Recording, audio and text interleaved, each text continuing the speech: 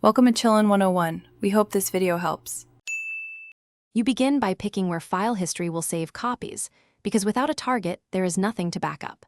Connect an external drive or map a network share, then confirm its letter or path so Windows can reference it reliably. Once done, make sure the drive stays connected during scheduled backups to avoid gaps in your history. This step prevents failed saves and simplifies restore points later, and it's the fastest way to get file history ready to turn on and configure. You now enable file history inside Settings, open Update and Security, then Backup, and click Add a Drive to pick the connected target. After selecting it, click More Options to set how often Windows copies files and how long versions are kept. Shorter intervals mean finer recovery, but more space used. Make sure to add any additional folders you rely on and exclude bulky folders like video libraries.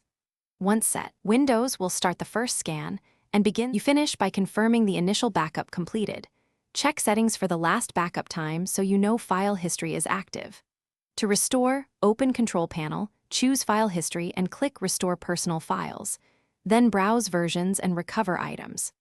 If backups fail, make sure the drive is mapped and its permissions allow writing.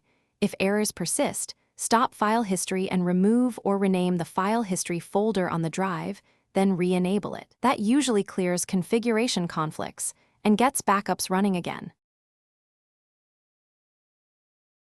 Thanks for watching. Consider subscribing if we helped you.